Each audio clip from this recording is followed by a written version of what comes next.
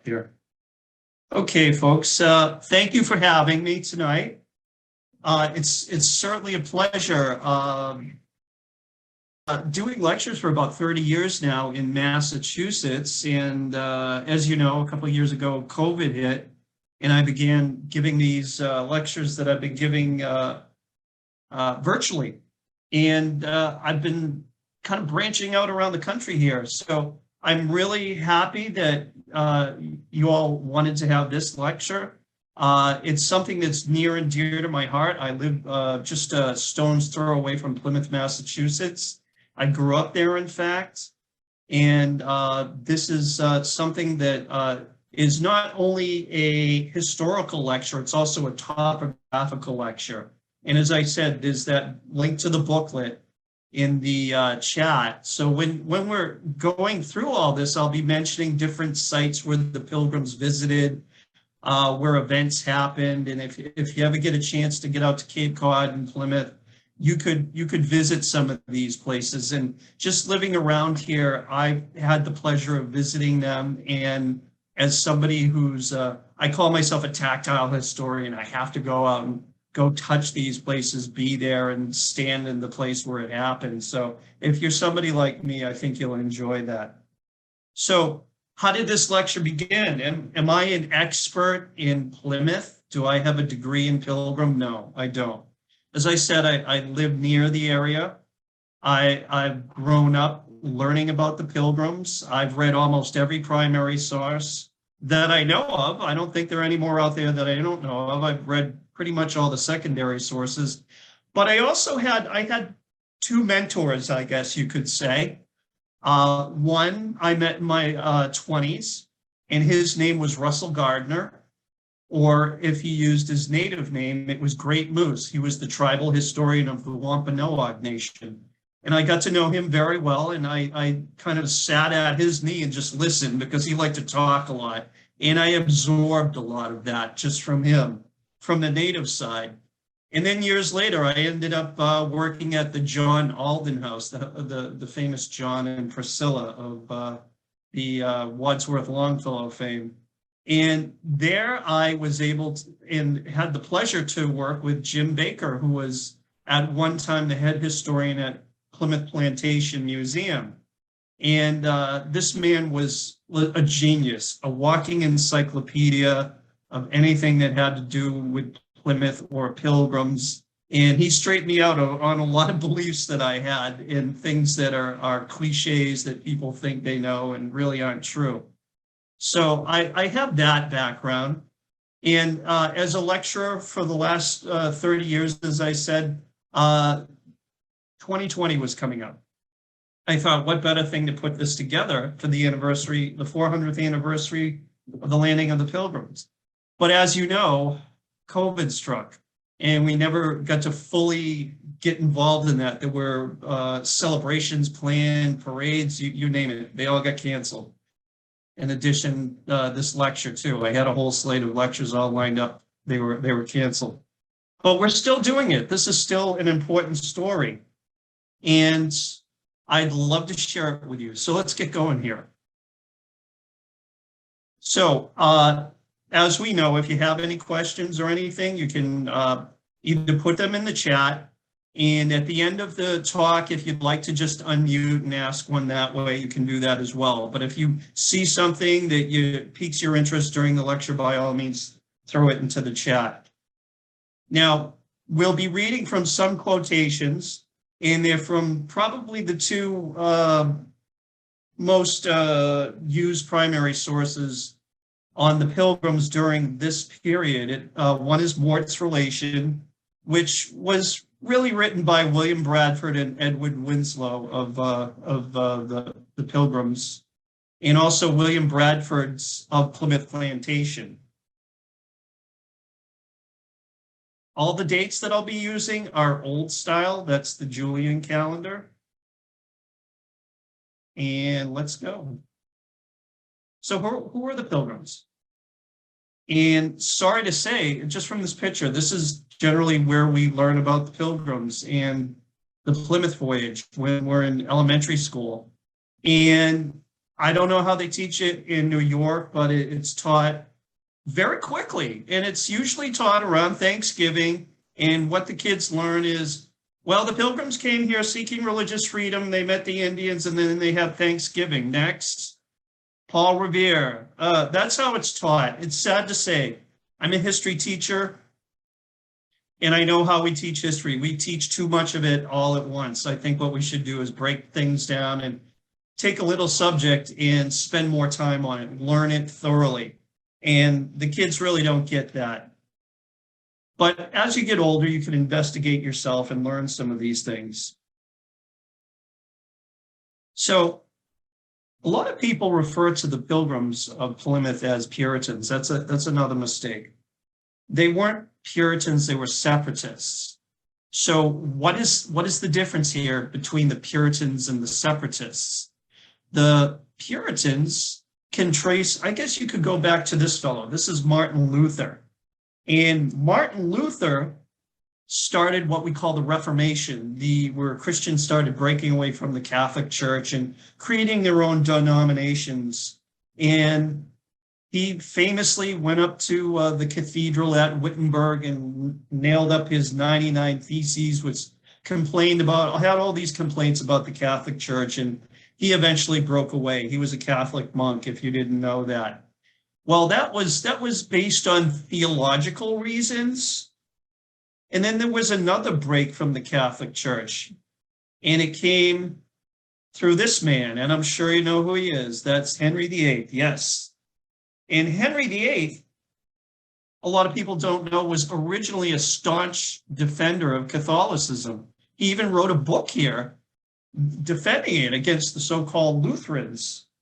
And eventually, however, we know that he broke away from the Catholic Church and created basically his own church in England, the Church of England, or the Anglican Church.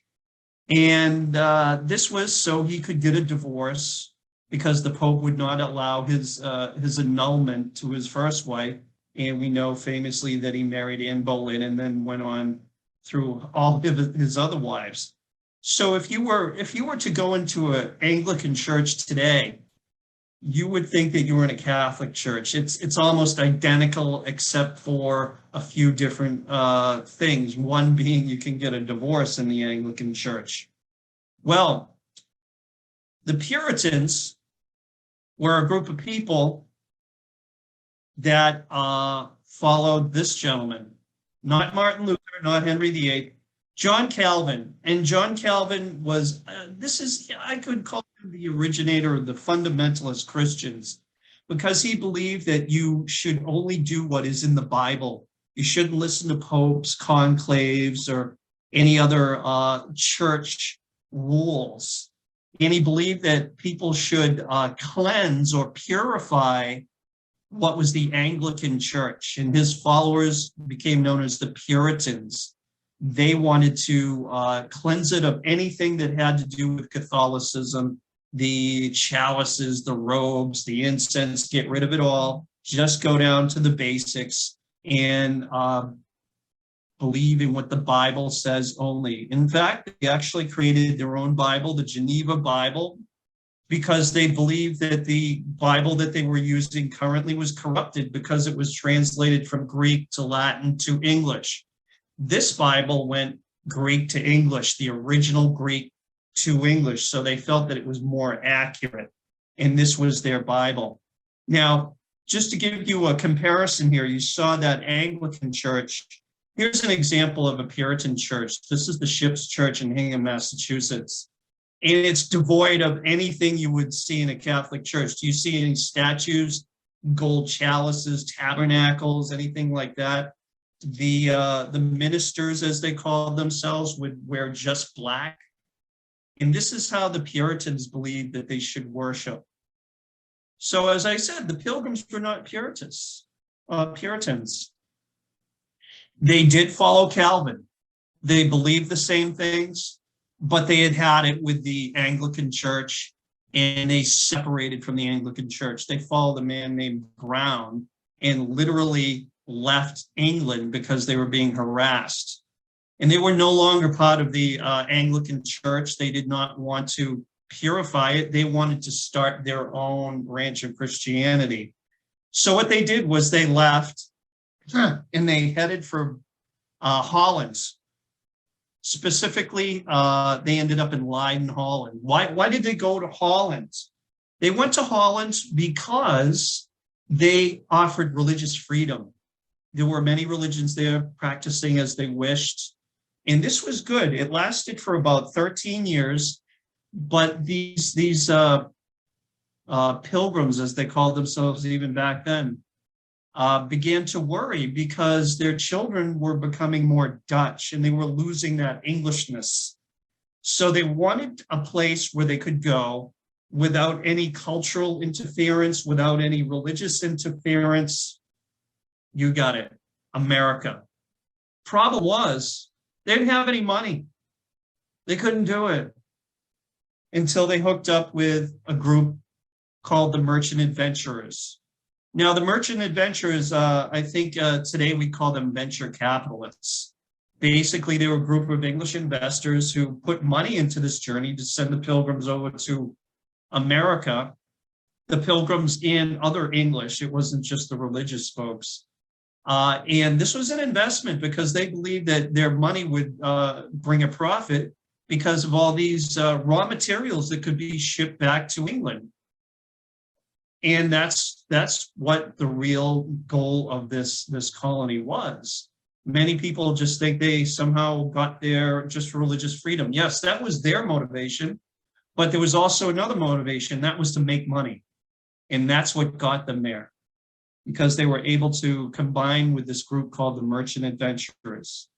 Now, the Merchant Adventurers got their money together and they outfitted 2 ships. And they were to take the whole group of separatists. They got them out of Holland, brought them back to England, and they headed out on August 5th, 1620. You can see by this map, they got them from Holland, and then they depart from Southampton, stopped in Plymouth, and then headed out. Problem was they got out a little bit and they ran into trouble. The second ship was the Speedwell. We all know about the Mayflower. The Speedwell started to take on water. They couldn't patch the holes and they had to turn around and go back to England. There they had to make a fateful decision. They had to leave some of the people there and cram as many people as they could onto the Mayflower and set out again. By this time, it was September 5th. It was very late in the year, and they set out on that journey. Now, this is a map showing their voyage, and you can see here that they had been blown off course a little bit in some locations here. They received a royal patent, and a patent was basically somewhat of a charter to set up your colony.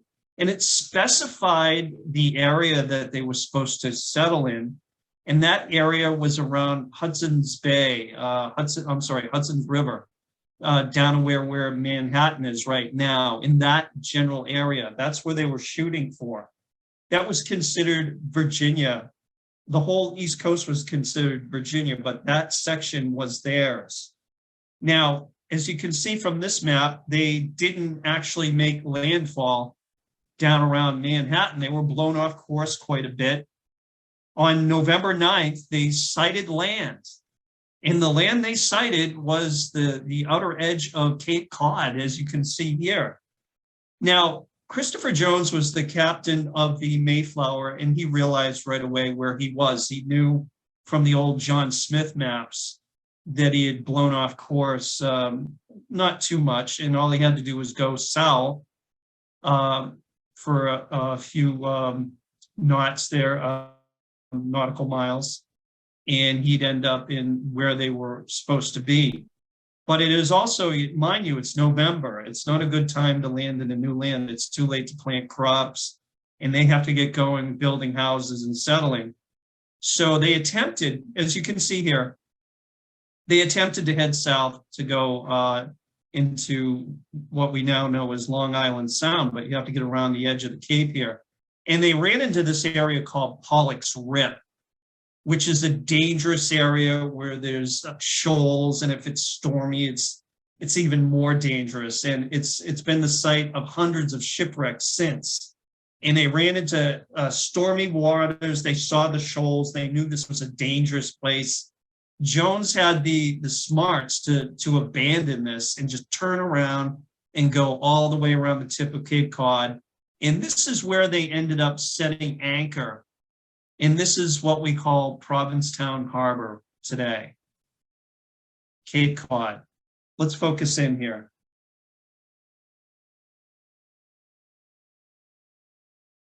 And I'll put a little icon here where about the Mayflower was. This is about the general location where the Mayflower was. And they landed, they came, and it was November 11th by this time. Now, they had land in sight, they had weighed anchor, but there was a big discussion. There was a big problem they were facing. They're outside of their legal domain. They're outside of that patent. That means they're not under English law. They can do whatever they want. They have no obligation if they land and settle here. Now, there was a big discussion over what to do. Some of the folks that were bondsmen and came over to just work and everything wanted to just be free and do whatever they wanted. Now, more level heads prevailed, luckily. And what they did was they agreed that they would be a democratic form of government and have really a little constitution and a Mayflower Compact. And in this, they agreed to collectively make laws. Each man had a vote, and they would elect a governor. And until they got a new patent, which they did in 1621, it was called the Pierce Patent, they would rule under that Mayflower Compact. That would be their government. And we know that famous Mayflower Compact today. It was only really a temporary stopgap so they could govern themselves until they got a royal charter, or royal patent, I should say. So where did they land? This is the tip of the Cape. This is Provincetown that you see right here. And we'll go down a little bit further here. And this is from the booklet that I put the link up to. And this shows you a couple things here. A is the probable site of the actual landing. They landed on the beach right about here. It's probably actually out to sea because of erosion. But if you ever want to visit the beach that they came up on, it's A. Now, B is where they actually have a monument. And it's located in a rotary of all places. This is, I believe, the Provincetown Inn. And if you ever come down here, and this is probably what the landing looked like. After a couple months at sea, they were probably overjoyed to step foot on that land. And that landing was the same day as the Mayflower Compact. That was November 11th, 1620. And if you're interested to get out there sometime, this is what the monument looks like. And although it's not the actual location of their landing, it is the general area. And if you want to see the beach, this is the beach. This is what it looks like today. Now, when all the rest of the crew came in, and all the ladies and passengers landed, it was Monday, November 13th. And what was the first thing they did? Laundry. And I don't know if you know, but in New England, it's been a long tradition to have Monday as laundry day. And this is the reason why, because that's where it all started when they got off there. Now, they had some things they had to do now. They've landed in a foreign area. They don't know anything about the land. They don't know who inhabits the land. They know there's Native Americans out there, and they want to find a place to plant their colony. And that's what they did. They had to do some exploring. We're going to go through some of their explorations and their adventures, you might say, in these explorations. Now, I am using a map from the 1865 edition of Mort's Relation. H.M. Dexter, who was the editor of this edition, actually read Mort's relation and extrapolated that data, that information, and created a map of the probable areas where they went. Some of them are we know kind of where they are. Some of them we know exactly where they are because it's been handed down through the generations as well. So he created this map, and we'll be using this to trace the footsteps of the Pilgrims. Okay, so we're going to start here. This is the first exploration where they get off the Mayflower and they start exploring. This first exploration wasn't really, it was kind of a mistake, and you'll see why.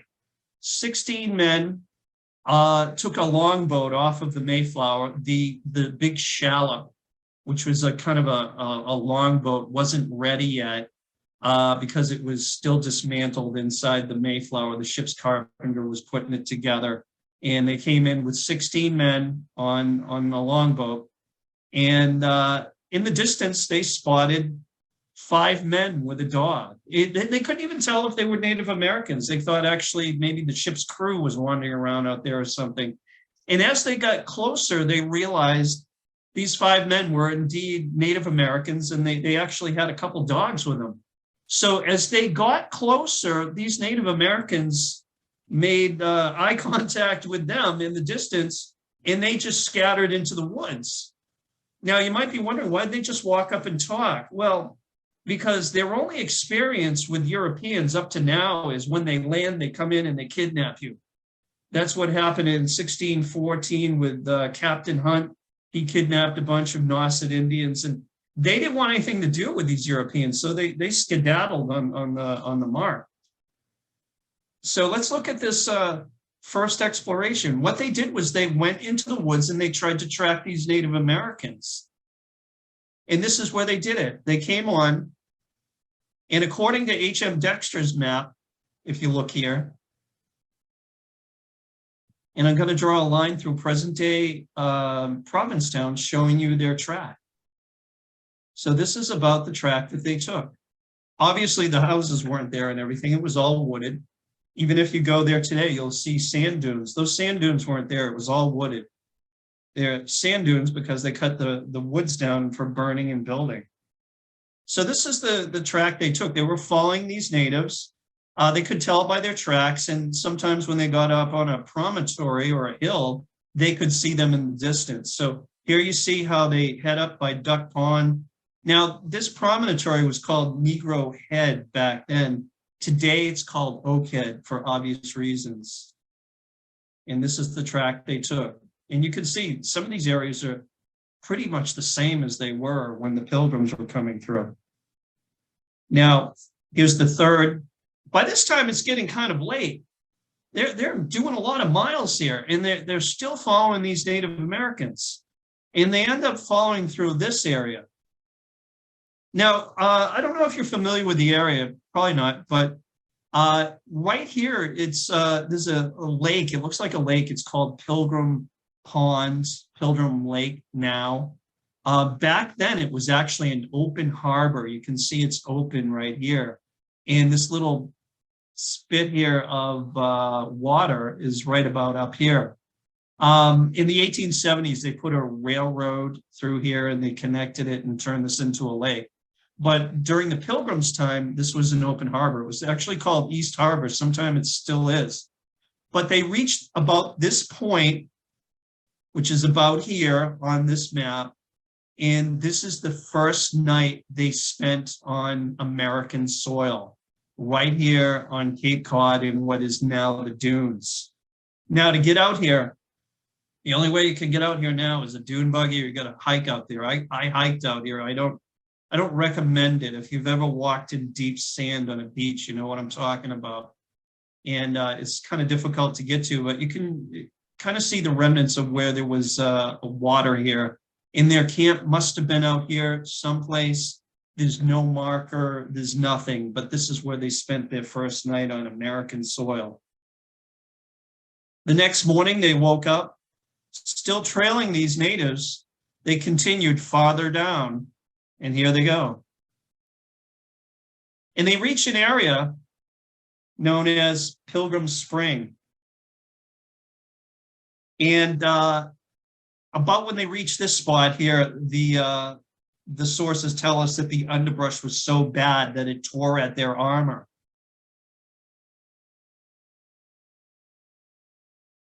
And to get to this place, you can get right off Route 6. There's a little loop that you can go in here. And there's a path that leads out to Pilgrim Spring. And this is the nice path. You can see the ocean in the distance here. And there's a monument there. Let me blow that up a little bit. You can read that. Now, the great thing about this is this spring isn't dried up. The spring isn't cemented over. It's not under a building. It's still there. And you can go and see it. This is where they got their first fresh water in New England. And I have a video here. This is the monument, and it's just a short look around here.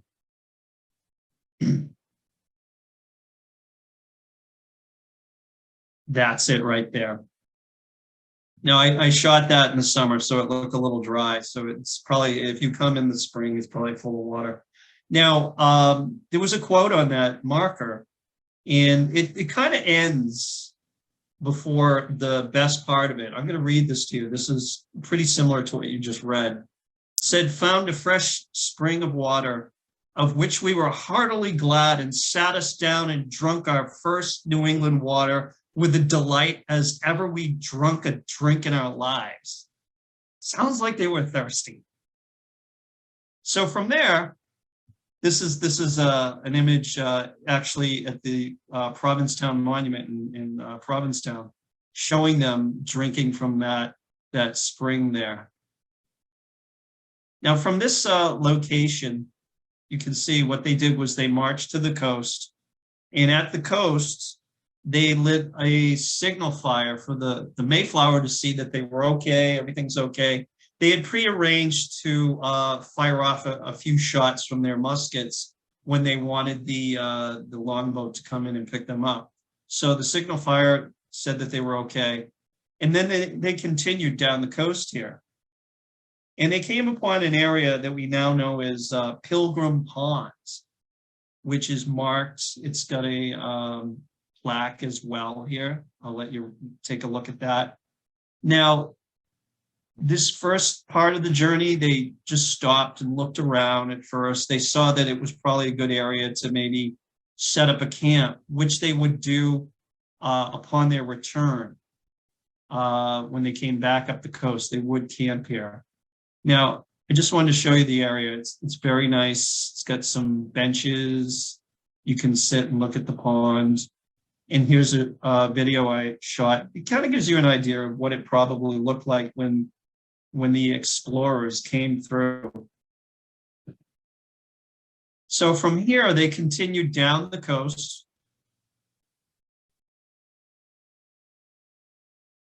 And they got to an area here called Corn Hill. But before they hit Corn Hill, they stumbled upon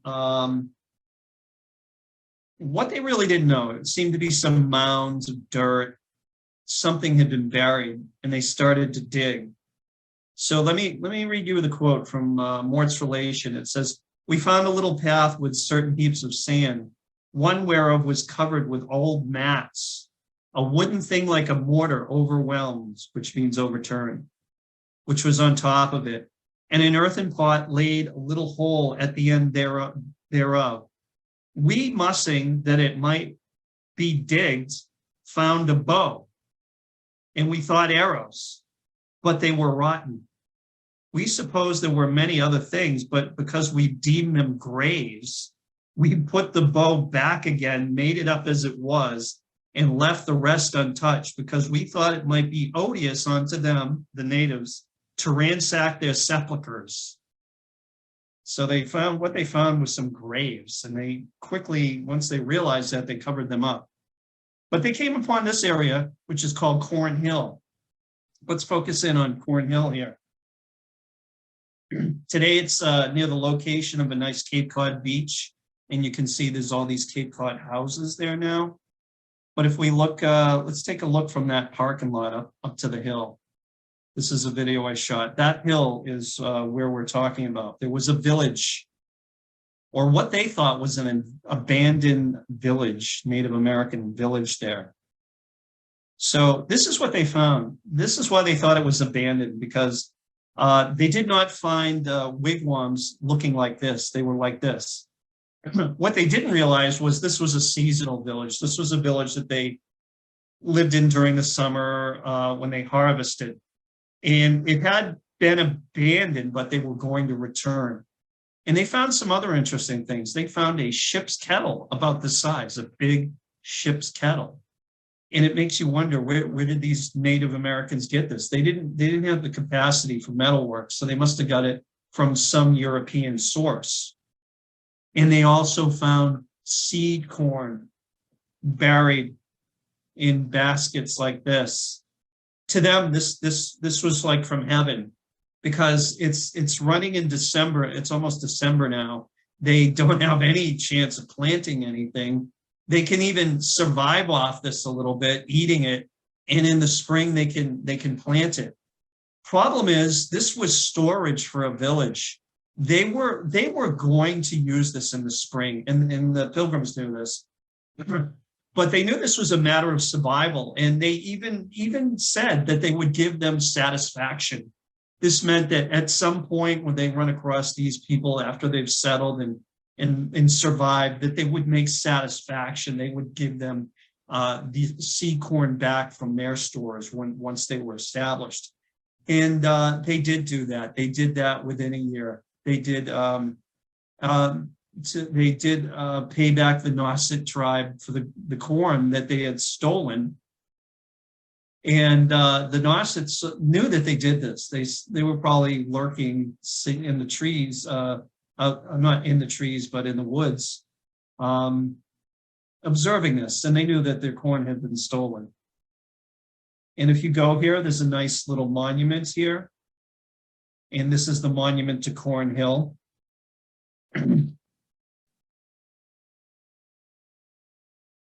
Now, they took that kettle and they used it, plus all the bags they had, to transport this corn. And what they would eventually do is return to Pilgrim Pond that we already saw and submerge this until they could come back, and then they'd bring the Mayflower. And eventually it ended up in Plymouth, and that was the first year's seed corn for their crops. Now, they determined the next day that they would explore a little bit further. And this is what they did. And they went towards the mouth of a river here. This is now today known as the Pamet River. And they found something very interesting. They found a palisade, which is basically a fence or a wall made of wood. And if you read the sources, it just simply says that they deemed it to have been made by Christians, translation English. Now, they don't say this, but if you do a little research, you can find that there had been other people there before the Pilgrims. And in 1603, right on that spot, there was a temporary settlement made by Martin Pring. It was more of an expedition. And the expedition was to harvest sassafras. And they spent about a month or so out there harvesting sassafras. And they probably erected this crude fortress or palisade. And then they went back to England. They used sassafras for numerous medical ailments, and it was very valuable back in these times. So from Corn Hill, they went back, they camped, spent the night at Pilgrim Pond, they submerged that corn, and they set another signal fire saying, here we are. And then the next day, they set out again, and something kind of humorous happened. At this point, our William Bradford, who would later become the governor of Plymouth Colony, got himself stuck in a deer trap, which his leg got caught on it, and it wrenched him 10 feet up in the air, and he was hanging from a tree, screaming bloody murder. The other explorers also thought this was pretty funny, and they cut him down. He was okay and everything. But it seems like they thought maybe this is enough. Let's go back to the Mayflower. So they had some musketeers light their matchlocks and fire up a couple shots. And this was the signal for the Mayflower to send out the longboat. And they did, and they boarded the Mayflower. So their first expedition was fruitless, really. They didn't make contact with the Native Americans, although they found some of their so-called abandoned villages. They didn't really find anywhere that looked very habitable that they wanted to settle. So they decided to make a second expedition. And that was from November 28th to December 1st. And they're running against the clock here. Winter is already there. The snow is already falling. Now, they decided to go back to the Pam River and explore up and down the river here and see if there was any place that they could found a colony here. And by this time, the Shallop is constructed. It's ready. We have 24 men. Captain Christopher Jones is in charge, the captain of the Mayflower. Now, that first night, some of the men spent the night on land, and some of those hardy souls decided that they would spend the night on the Shallop out in the water. God bless them. Day 2 was the day they decided to do the exploration. And what they decided was that they would take the Shallop and go up the river, but they'd also have a contingent of men on the land. And they were in sight of each other. It was a slow walk, and they were going up the river. So this is essentially the route they took. And on the way, they were not impressed with the land. There were a lot of hilly areas. They didn't like it. They didn't even go all the way across the arm of Cape here, and they spent the night. This was where they spent the night. First, the night of the second expedition. So they decided in the morning, let's just go back, and they did that. They just retraced to get out. They weren't interested in this area. Now, when they got to this area, they decided to go back to Cornhill.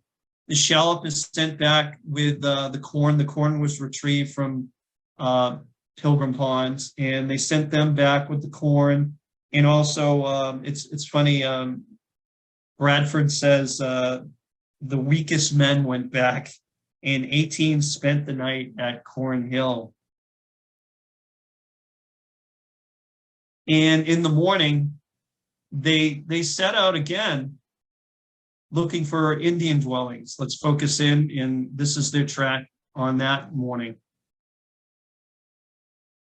They're looking for Indian dwellings, but what they come across is a mystery even today, and kind of frightening. At this point, this relative general area from looking at Dexter's map, what they found was the location of a grave of a man with yellow hair and the body of a small child. Here's the quote, the description of it. Into plain ground, we found a place like a grave, but much bigger. It was covered with boards. They took up the boards to find a woven mat. Under the mat, they found bowls, trays, dishes, such like trinkets. We opened the grater and found a great quantity of fine red powder, probably red ochre, and in it, bones and a skull of a man.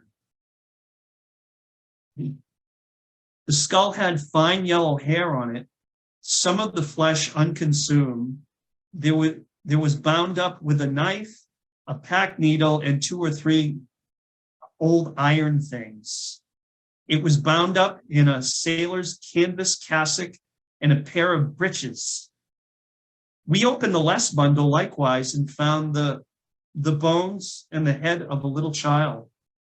About the legs and other parts of it was bound strings and bracelets of fine white beads. There was also a little bow, about 3/4 long, and some other knacks. We brought sundry of the prettiest items away with us and covered up the corpse again. So what they found is very interesting. A man with yellow hair, obviously not a Native American. And I've always wondered who was this man? Initially, when I first read this, when I was younger, I thought, oh, they discovered Thorwald the Viking. No, if you read that quote, there was some flesh unconsumed. So this body had been recently buried. And I have a theory as to who this is, if you'd like to hear it. Let's go back to the beginning here. We've all heard of Squanto, the famous Native American that helped the Pilgrims survive that first year. He spoke English. He was able to help them plant the corn. He showed them how to do that. But go back to the beginning. Captain Hunt, who I mentioned earlier, kidnapped Squanto among some of the other natives that were captured in 1614. Squanto was brought to Magdala, Spain, in order to be sold as a slave. But luckily for him, he was cajoled out of slavery by some monks, and these monks were able to get him to England.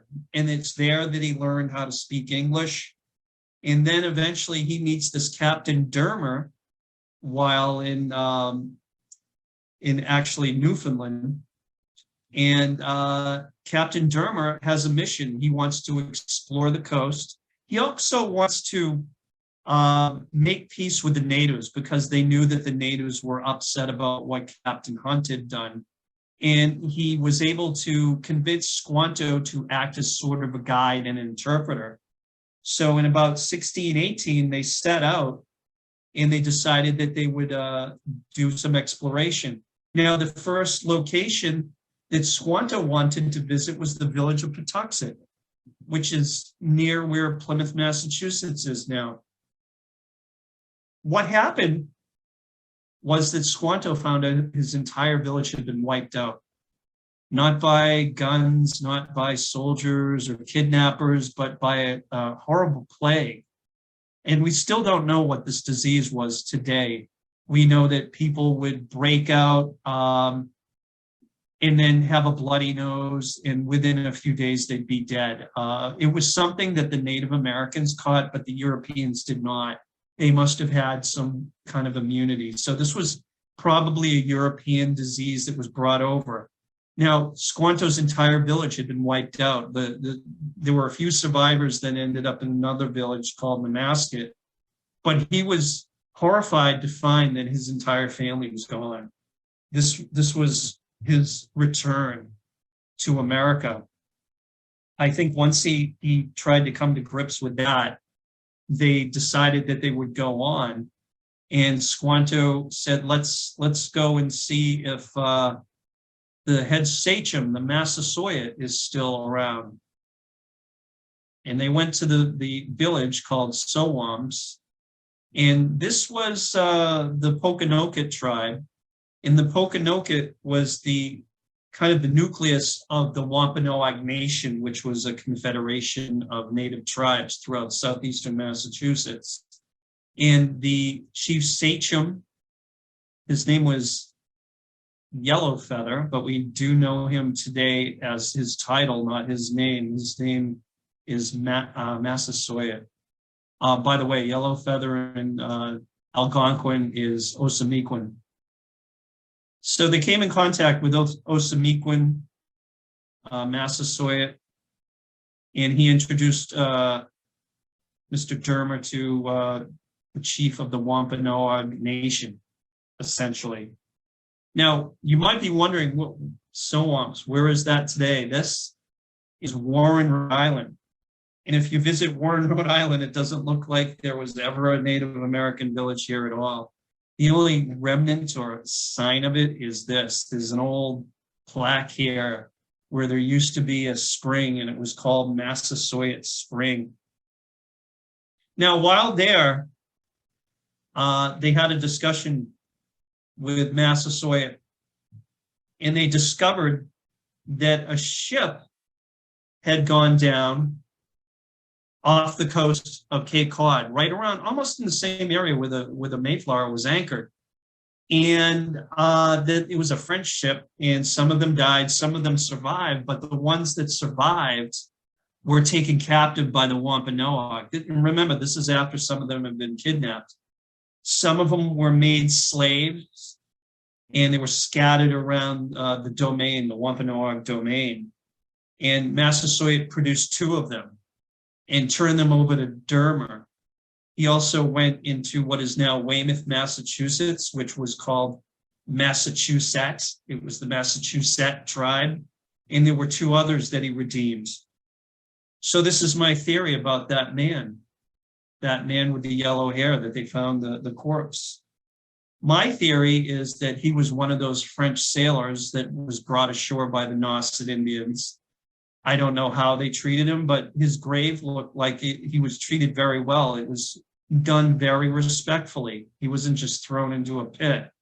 So I think somehow maybe he integrated into the tribe. Maybe he had a child with one of the natives. Maybe that's the explanation for the little child there. Somehow both of them were killed and they were buried right there, and that's where they found them. Okay, back to our expedition here. They continue, and from this point, they find another Indian village, and here's what they said about it. They found some Indian wigwams which had lately been dwelt in. They, having their pieces, that's their muskets, and hearing nobody, entered the houses and took some things. The writer notes that they intended to have some beads to leave in a sign of peace, that they meant to truck or trade with them, but this was not done because of their hasty coming away from Cape Cod, which I think meant, oh, we forgot the stuff to trade with, but we'll just take this and catch up with these folks later, and we'll trade with them. So that's kind of a funny quote there. So this is about the proximate location of that Native American village. Again, they came up empty. They came to the shore and they signaled and they went back to the Mayflower. Now it's time for a third expedition. They're getting desperate here because they've made two expeditions. They found nothing. They haven't really made contact with the natives, and they send out the Shallop again. By this time, it's cold weather. There's ocean spray coming up on the men in the boat, and it's freezing on their coats. They're catching chills. And as they're coming in, they decide to come in here, which is now Wellfleet Harbor. And this is what it looks like from the sea. And they were out a few leagues and they saw, the quote from the source says, they espied 10 or 12 Indians busy about a big black thing. Well, that black thing, it turns out, was probably a grampus fish. They were, or a beached whale, you might say, and they were probably cutting the meat off of it. The natives saw them coming in on the Shallop and they ran. Now, they landed a league or two from where they saw these natives. Let's focus in. And they came in here and they decided to spend the night. And this location is now Great Pond or Wiley Park in eastern Massachusetts. Again, if you ever get out to Cape Cod, it's a very beautiful area. There's a camp nearby, and we have woods like this here. And then they decided to do some more exploration. The company split, 8 on the Shallop and 2 on the shore. And this is the track they took. They crossed 2 brooks. They found the grampus fish that was being worked on by the natives, and they followed the track of the natives along the beach.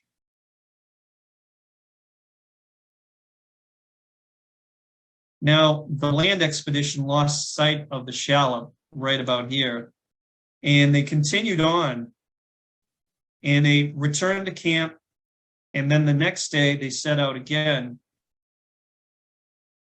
and they went inland.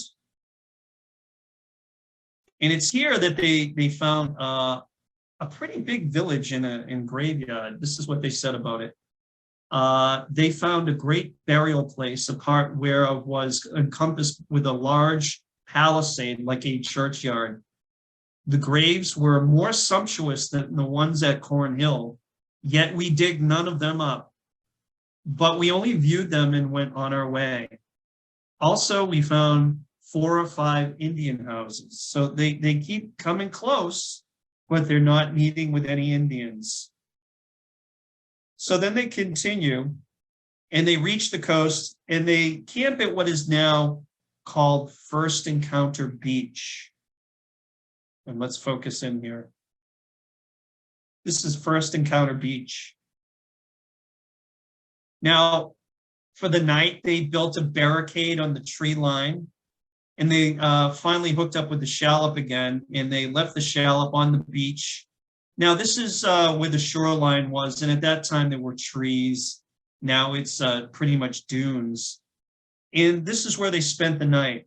Now, it was quite a harrowing night. During the night, they heard many animal sounds, howling and yipping.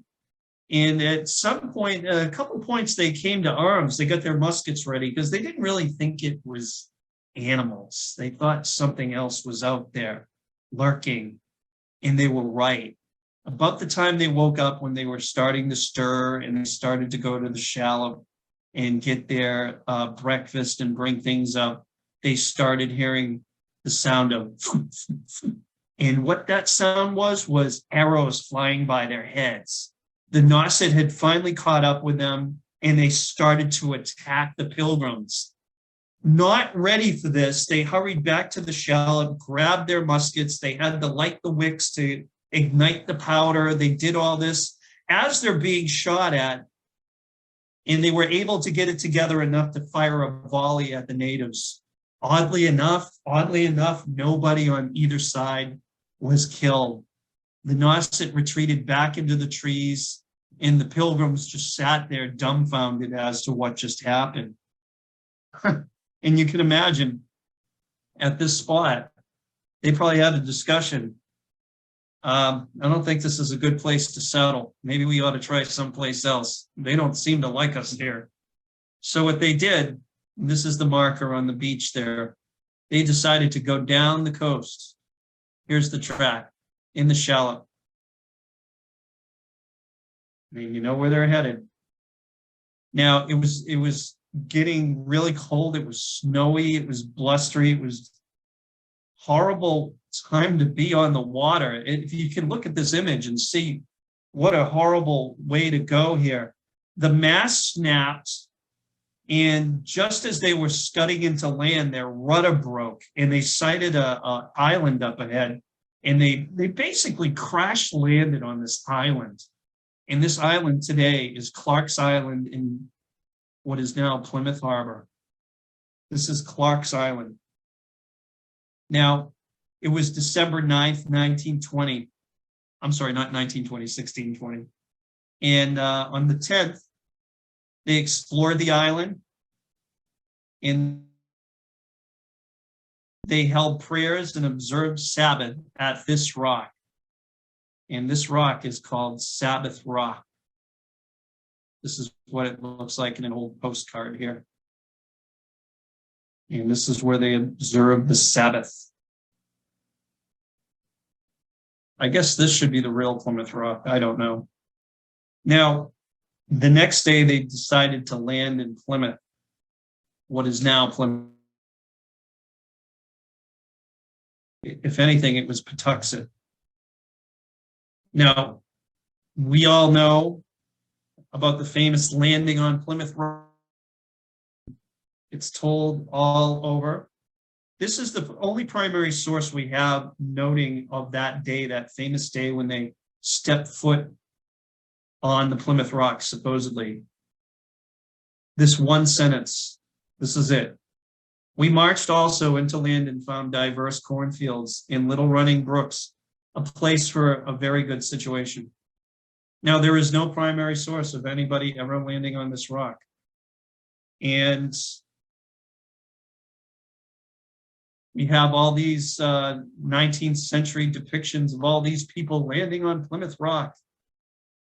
These might have been the later landings, but this is where they supposedly landed. They first stepped on the Plymouth.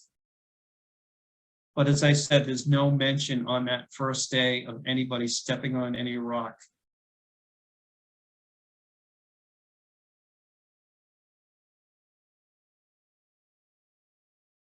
Now, this is something that I've been doing for years. It's kind of funny. Here's Plymouth Rock, and I like to go down and stand and just watch people. And you know, whatever language they're speaking, once they look over and see it, they're all saying the same thing. And it's Is that it? I think some people come and they expect the Rock of Gibraltar or some huge big rock, some monument, and they're a little bit disappointed. Now, my students who, my 7th grade, 8th grade students who know everything, tell me that this rock is fake, that it's made up. Because they have cell phones, they know everything. Then I tell them how it got to be there, how we found out that this is the rock. This is the story. In 1741, Elder Thomas Fonts, at the age of 95, found out that they were going to build a wharf over this rock. This is where it originally was, by the way. And he became very, very, very upset and told people that this was the rock that the Pilgrims first stepped on when they got off. Now, how did he know this? He's 95. It's 1741. He didn't even know the original Pilgrims. His father did, though, and his father told him that was the rock. Now, he was so upset, he actually had people carry him out in a chair. Of course, he couldn't walk by this time. And he sat by the rock on the chair and just touched it and began to weep. Now, this must have made some kind of an impression on people because they decided not to build a wharf on it. And they decided that it would be preserved eventually. Now, also, we have a mention of it in 1715 as a landmark on a map. 1774, a famous map called the Blaskowitz map records the location. And also, eventually, this was moved to the town square. It was moved to right about this location here. Now, this was shortly before the Revolutionary War, and tensions were building. And they decided that they were going to move this rock up here because they were looking for a mythology. They were looking for legends. They wanted to have a creation story. And this is what that was. This is what that was, that symbolic rock where they first stepped on. They wanted to preserve it. They brought it up to the town square. Now, something happened. They went down with the oxen, the pulleys, and the ropes, and they lifted it up into the air to put it into the cart. And then the rope broke and it fell to the ground and broke in two. Now, this was seen as somewhat of an omen because this is the Revolutionary War. And they looked at it as the mother country splitting from the colonies. So what they did was they left one half of it down where the original rock was, and they moved one half of it up to where you see now. And if you go to Plymouth today, this is about the location. It doesn't look much different than it did in that picture. Now, during the Revolutionary War, this was a place of pilgrimage for people to come and see. This is the creation story of our country. They had a flag there that said liberty or death and all this. And people came from far and wide to see it. And they started shipping on it and taking souvenirs. And eventually, in July 4th, 1834, it was moved here. This is Pilgrim Hall Museum, which contains a lot of the artifacts of the original Pilgrims, oldest museum in America. And they put it out in front here under or behind the gate.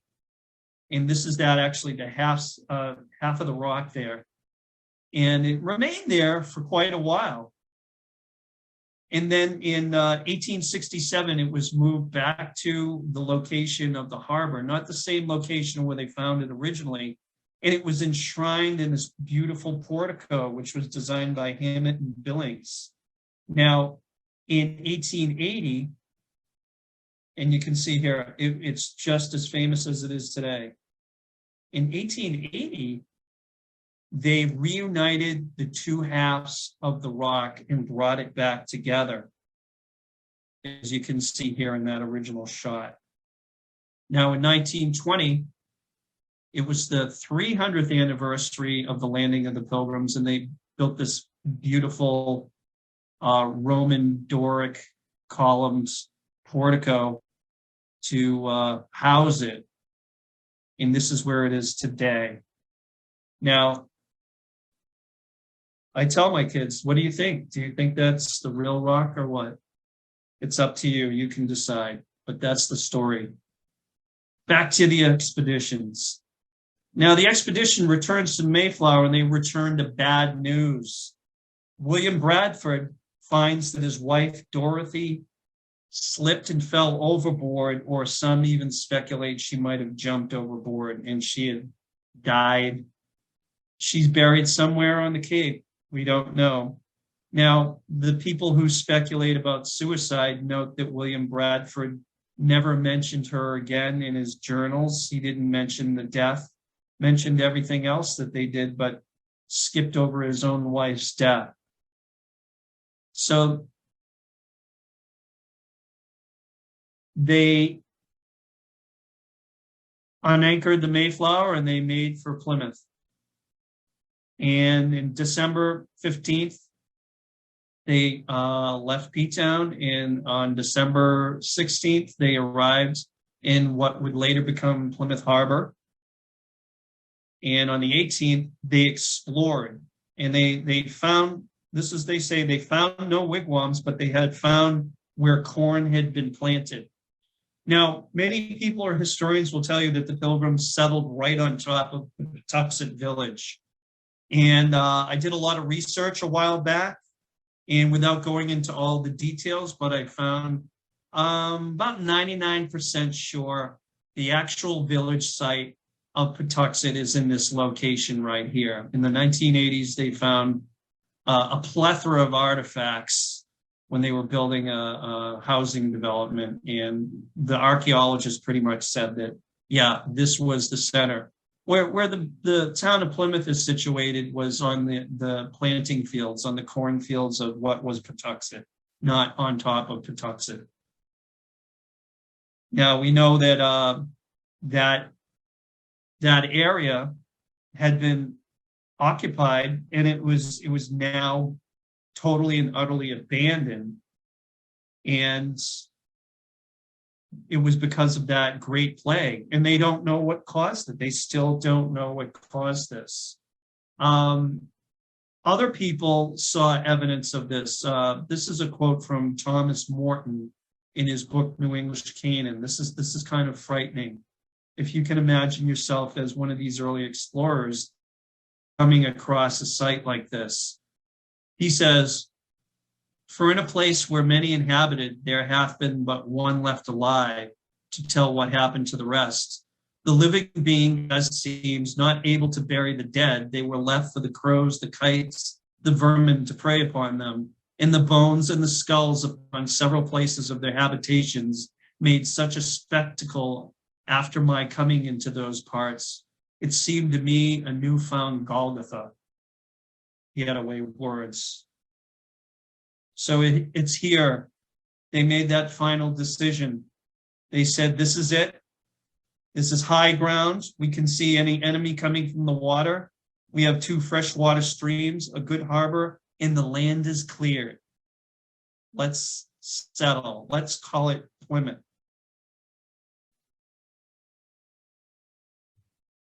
And immediately, they began to build. It's December 23rd by now.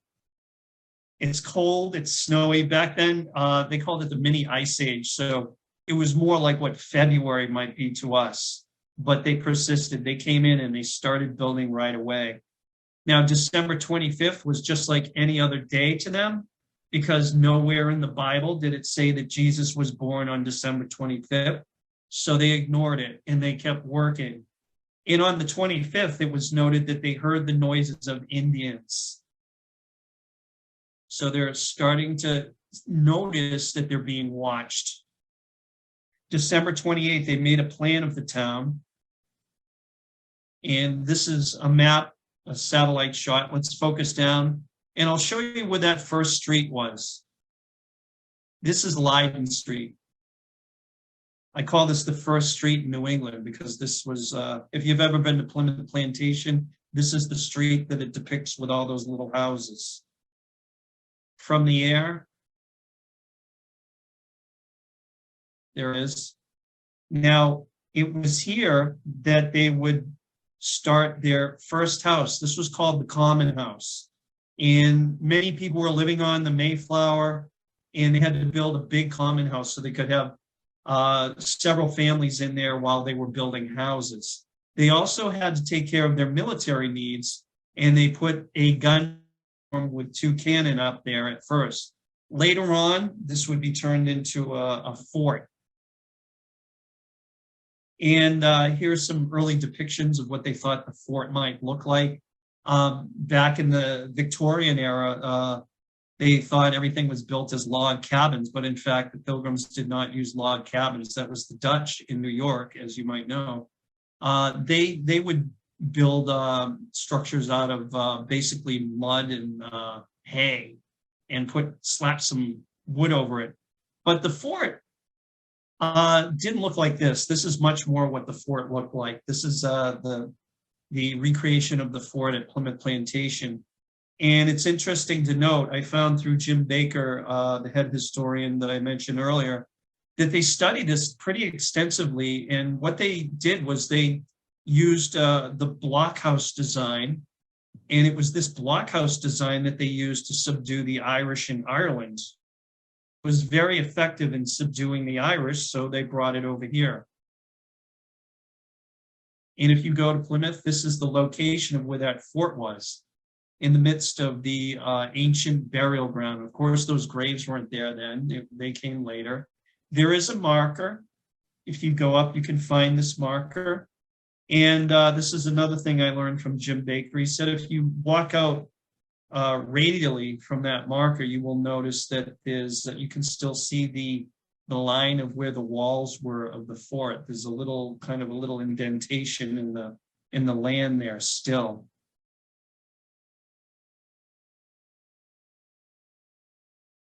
And here is a list of all the houses. This was very well documented by William Bradford, where each person lives. And we have an overlay map here. This is also in the booklet that I put the link up to, showing where each person lives over a modern day map of Plymouth. Now, if you go there, there are plaques on the walls that say where some of these houses were. Like, in fact, here's where William Bradford lived. And just across from William Bradford is the location of the house of John Billington, the first man hanged for murder in the New England colonies. Now, on the 29th and 30th, it was noted that they saw great smokes in the distance. This could mean a few things. The Native Americans would do what you call a controlled burn, to burn off the underbrush so they could get through the trees very easily. Or it could be signaling the Pilgrims that they knew that they were there. Maybe it was even meant to frighten them, who knows? But they saw off in the distance these smokes, as they say. And also by this time, disease is setting in. People did not have any fruits or anything like that along the voyage, so they had a lack of vitamin C. They arrived and they had scurvy to begin with, and then they started to get other diseases, and they started passing away at a high rate during this time. And they were taken and they were buried on the location of Coles Hill, where Coles Hill is today, and in unmarked graves, so the natives would know that their numbers were dwindling. On February 16th, they saw 12 Indians on the march. They quickly came back. Everybody came to arms. They were ready. They thought they were going to become under attack, and no attack ever came. On February 17th, at this very location, natives appeared on the hill and made motions to parley, to speak. So they basically stand on the other side of the river going, come over and speak to us. And it said that Standish and Stephen Hopkins, Miles Standish and Stephen Hopkins, came down and basically did the same thing. Yeah, come over and talk. You come over here. We're not going to go over there. So they did this for a while. And then the men just decided, the natives decided to jump up on the hill and run away. And as they ran off into the woods, they heard a great whooping of many, many men. So there were many men hiding up there. Who knows what would have happened? And then on March 16th, Samoset, a sachem from Maine, they had to go all the way to Maine, came striding into the village and just announced, "Welcome English." And they were astounded. How did this man know English? Well, it turns out that he had much contact with a lot of the English fishermen on the coast and learned to speak English that way. So they brought him in, and he had some information for them. And he was also looking for information too. He said Massasoit's village, Sowams, the Pokanokets, is south of you. He is the sachem of all the Wampanoag people. The Nauset people, a tribe of the Wampanoag Indians, is to your east, and they're really not happy with you. They're the ones that attacked you for taking their corn and rifling through their graves. Where you are is, or was, called Patuxet. It was wiped out by the plague. Nobody owns it. In essence, kind of saying, you can have it. So then, on March 18th, he brings several other men with him. And this is an interesting description of those men. On this day again came the savage, brought with him 5 other tall and proper men. They have every man a deer skin or such like one on his arm. They had most of them long hosen up to their groins, close made above the groin to their waist, leather. They were altogether like Irish trousers. Their complexion like our English gypsies, no hair or very little hair on their faces. On their heads, long hair to their shoulders, only cut before, some trussed up with a feather, broadwise, like a fan, others like a foxtail hanging out. In these images that you see here are very similar to what that description was. So you get a good picture of what the natives looked like at that time. And then on March 22nd, he arrives with our old friend Squanto. Now, it seems that Squanto had been summoned by Massasoit, and he arrived with Samoset, and they advised the Pilgrims that Massasoit and his brother were nearby and that they would be arriving. And that was true. Massasoit and a retinue of about 60 men appeared on this hill. This is Watson's Hill. The village is right over here. And he came down to the bottom of the hill. Now, what they did was they exchanged hostages so they know each other wouldn't hurt or attack or anything. And Massasoit, and dressed quite like this in March, came into the village. The description of him was that he was dressed like all the others. The only difference was he had a different neckband there. It probably signified that he was the chief sachem of the Wampanoag. He was escorted into the village. He was brought into the common house, and they sat down and they had a parley. They had a treaty. They made a treaty. They got to know each other, and a little treaty was drawn up. And this is found in Bradford's Of Plymouth Plantation. This is a transcription of what the treaty was. Now, probably the most important item here is this. This was a treaty of alliance. And it wasn't, the natives didn't come to help the Pilgrims. They didn't come to help them plant corn. They came because their numbers had dwindled to such a degree that the nation to the north, known as the Narragansett, were impinging on their territory and making headway. And they wanted to defend themselves against the Narragansett, so they needed an ally with guns. And the Pilgrims were it. And again, the Pilgrims needed Massasoit too. They're surrounded with thousands of people, and they need somebody to help them survive as well. So they drew up this treaty of alliance. It also had to do with somebody breaks their laws, they'll send them back and they'll be punished. And they did use this actually, but it was mainly a treaty of alliance. And this is where that treaty was made up. Not this exact house, but this is the site of that common house. Now, that common house, I should mention, was also where they treated all the sick.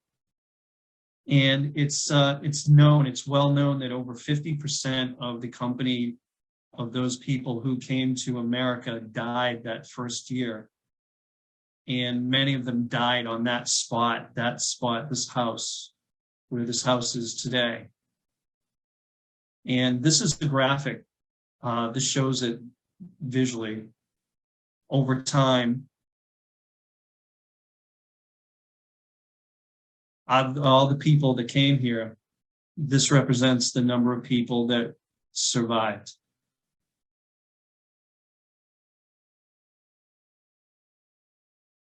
And as I already mentioned, many of those people were buried in unmarked graves. But in 1920, when they were doing landscaping for the 300th anniversary, they found a lot of those bones. Now, initially, what they did was they put them above the portico, above where Plymouth Rock is. But I'm sure some people had some problems with that. That's not very respectful. And they had this sarcophagus, as they call it, made up. And they took those bones and placed them in here. And they also listed all of those people that died that first year. Now, those people that made it, of course, they made it to that first Thanksgiving that we all know about and love. And here are some different depictions. And you know, for a brief shining moment there, you had these two cultures and they were getting along. They were sharing food. They had an understanding. They had a treaty. And it would last for a pretty long time, pretty much up until King Philip's War in 1675. And this is a great time. But I must tell you that this is another mistake we've all learned. This was not a Thanksgiving. This was actually a harvest feast or festival, which was something they did all over Europe. They were celebrating the fact that they weren't going to die over the winter. They had plenty of food to survive. And that's what they were doing there. Now, if you wanted to see an actual Thanksgiving, a separatist Thanksgiving, it didn't look like this. It looked like this. You would spend a day in church, maybe even 2 days, fasting and praying. That was an actual day of Thanksgiving for the Pilgrims. So this next Thanksgiving, think and pause and remember the story of the Pilgrims and take some time from the festivities and go to a quiet place and give thanks as they did 400 years ago. And I thank you.